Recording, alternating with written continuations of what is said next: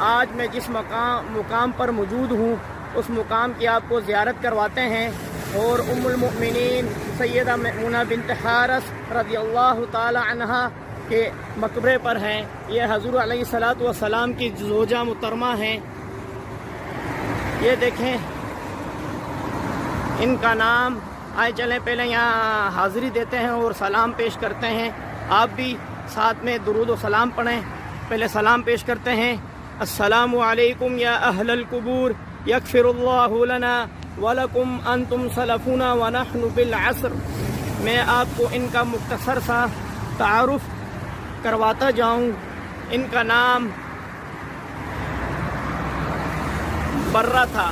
حضور علیہ الصلوۃ والسلام سے جب ان کا نکاح ہوا، ان کا نام میمونہ حضور علیہ الصلوۃ والسلام نے رکھا۔ ہند بنت عوف کے متعلق